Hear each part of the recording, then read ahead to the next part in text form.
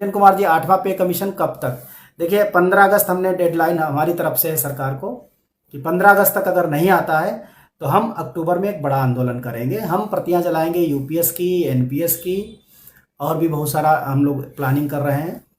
8th पे commission मैंने बोला, वैसे तो सरकार के गले की फांस बन चुका है 8वां पे कमीशन। कुछ दिन पहले तक कोई इसकी चर्चा नहीं थी। 15 जनवरी को मैं मनी 9 के लाइव था, मनी 9 पर। उसमें मैंने बोला कि एक हफ्ते के अंदर आपको पे कमीशन के गठन का सूचना मिल जाएगा, और 16 जनवरी को अश्विनी वैष्णव जी ने इसका अनाउंसमेंट कर दिया। उससे पहले मैं एक हफ्ते पहले ही फाइनेंस मिनिस्ट्री जाकर के कुछ अधिकारियों के साथ इस मुद्दे पर बातचीत करके आया था। उसकी मैं जानकारी देने के लिए मनी 9 पर लाइव था कि पे कमीशन, तब तक लोग कह रहे थे कि पे कमीशन गठित ही नहीं होगा। गठन का ऐलान होने के बाद अभी कुछ लोग मेरी बात पे लिखते हैं ना, पे कमीशन छोड़ो, केवल ओपीएस। अरे भाई, तुम्हें केवल ओपीएस से मतलब है ना, हमारे लोगों को पे कमीशन से बहुत बड़ा लेना देना है, क्योंकि उनकी 18,000 सैलरी, वो आज भी 27,000 रुपये पाते हैं। 5 साल, 6 साल, 7 साल नौकरी करते हो गए, उनकी 30-32,000 रुपये सैलरी, दिल्ली में कैसे सर्वाइव करेगा? पे कमीशन एक बहुत बड़ा मसला है, कोई छोटा मोटा मसला नहीं है। और ये कंजूस सरकार है जो पे कमीशन, मतलब जो है क्या कहते हैं ना कि थूक लगा करके दिन गिनने वाले लोग, ये वो सरकार है।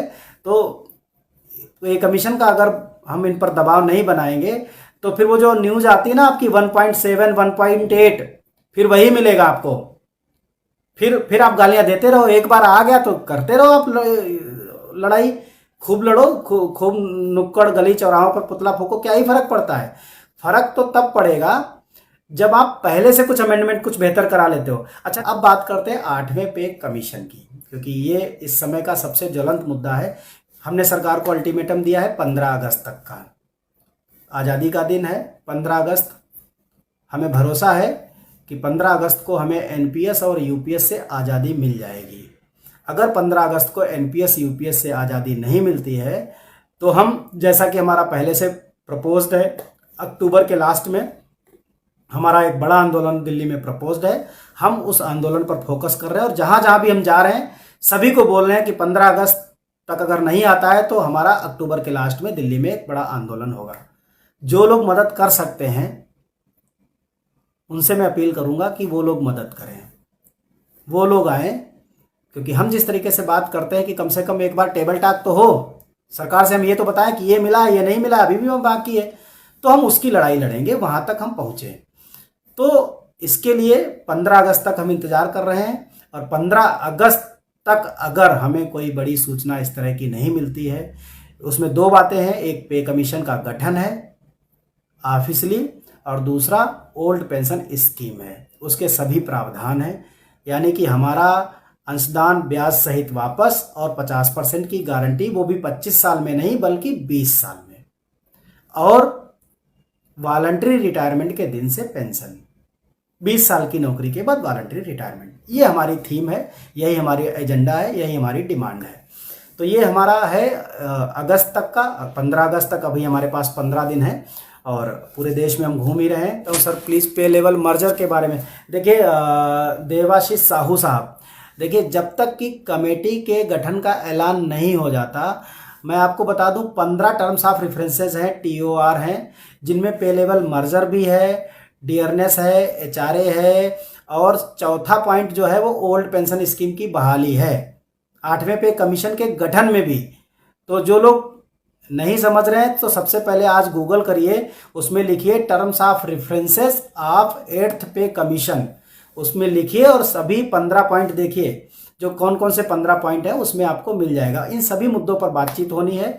तो जो मर्जर वाला कॉन्सेप्ट है, मेरे पास एलडीसी यूडीसी जो साथियों, जो उनकी एसोसिएशन है, उनके भी मैसेज और व्हाट्सएप फ़ोन आ रहे हैं कि उनके भी मुद्दे पर बात करनी है।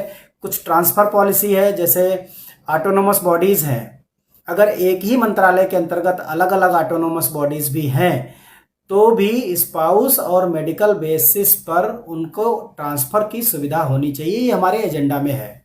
काफ़ी लंबे समय से अगर मैं 7th पे कमीशन की भी बात करूं तो 7th पे कमीशन जब आया था उस समय डीए 125% हो चुका था। उसके मुकाबले जो फाइनल ग्रोथ थी जो ओवरऑल ग्रोथ थी वो 24 से 34% के आसपास थी, मतलब मैक्सिमम 34% की ग्रोथ हम लोगों को मिली थी। तो अभी का जो सिनेरियो है वहाँ कहीं से भी नहीं लग रहा है, सरकार की मंशा कहीं से भी नहीं लग रही कि वो हमें कोई अच्छी ग्रोथ इस पे कमीशन में देगी, क्योंकि 6 महीने बीत चुके हैं। अभी फिटमेंट फैक्टर तो दूर की बात है, अभी पे कमीशन की जो कमेटी है, जो उसके मेंबर्स हैं, उनके सदस्यों के नाम का ऐलान ही नहीं हुआ है। तो ये मतलब बहुत दूर की बात है कि अभी पे कमीशन आएगा तो क्या होगा। हालांकि हमने अपने पे जो कैलकुलेटर है उसमें 1.9 का मिनिमम फिटमेंट फैक्टर लिया है और उसको कैलकुलेट किया है। दूसरी बात, हर साल हमने 3% का इंक्रीमेंट लिया है। एमएससीपी को हमने काउंट नहीं किया है, क्योंकि एमएससीपी हर डिपार्टमेंट में नहीं मिलती। कहीं कहीं क्या होता है कि 5 साल में 6 साल में प्रमोशन हो जाते हैं। हम जैसे लोगों के डिपार्टमेंट में 20-20 साल में भी प्रमोशन नहीं है। तो इन चीज़ों को हमने कैटर किया था, ध्यान में रखा था। और उसके अलावा अगले पे कमीशन को हमने बहुत कम, मिनिमम फिटमेंट फैक्टर 1.5, क्योंकि हमने एक्सपेक्ट किया कि 10 साल में एटलीस्ट जो है डियरनेस अलाउंस 40% तो हो ही जाएगा। और उसके बाद हमने केवल और केवल 10% की ग्रोथ ली थी। तो हमने 1.5 का अगले सभी जितने में पे कमीशन हो सकते हैं, 36 में, 46 में, 56 में, 66 में, तो हमने मिनिमम फिटमेंट फैक्टर लेकर के हमने एक अप्रोक्सीमेट बेसिक सैलरी रिटायरमेंट के समय कैलकुलेट करके उसमें दी है। बीजेपी जब तक है कर्मचारियों का भला नहीं हो सकता। मैं तो नहीं कहूँगा कुछ इस पर मैं कमेंट दूंगा नहीं, क्योंकि मैं पॉलिटिकल नहीं हूँ।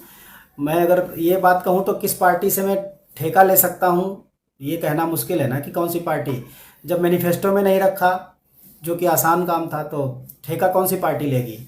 किसी, हम तो कह रहे हैं आज भी कोई पार्टी बोले ना, डाल दे, आज भी कमिटमेंट कर दे, राइटिंग में जारी कर दे, कोई नहीं करने वाली है।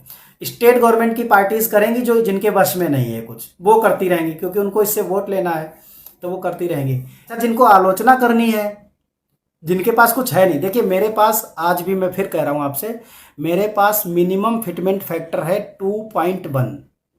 ये मेरे पास मिनिमम है, मैक्सिमम की मैं बात नहीं करता।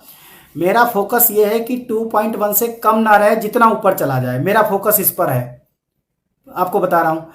लेकिन जिनके पास कोई एजेंडा ही नहीं है, वो क्या करेंगे। देखिए, गवर्नमेंट तो आज नहीं तो कल पे कमीशन का फिटमेंट फैक्टर आ जाएगा, लागू भी हो जाएगा, वो कुछ भी आए। तो जिनको केवल आलोचना करनी है, वो ये कहेंगे, देखो हम कह रहे थे ना, ये सरकार के दलाल हैं, ये बिक गए, इन्होंने इन्होंने इन्होंने अपने आप को बेच दिया, ये इन्होंने सरकार की दलाली कर ली, गुलामी कर ली, और हम तो इतना दिलवाने के लिए कह रहे थे। अरे भाई, तो दिलवाओ ना, किसने रोका है, किसने रोका है। तुम्हारे पास ना कोई प्रपोजल है, ना तुम्हारे पास कोई एजेंडा है, ना कोई तुम्हारे पास पेपर वर्क है। लेकिन जब आ जाएगा तो आलोचना करने के लिए सबसे पहले वो आ जाएंगे। तो जिनको ये काम करना है वो वही करेंगे, हमें जो करना है हम वो कर रहे हैं। Thank you so much. 15 अगस्त के बाद, अगर 15 अगस्त तक बड़े कदम, बड़े फैसले नहीं लिए गए भारत सरकार द्वारा, तो हम एक बड़ा आंदोलन तैयार कर रहे हैं। अक्टूबर के लास्ट में होगा वो। बहुत बहुत धन्यवाद। जय हिंद, जय भारत।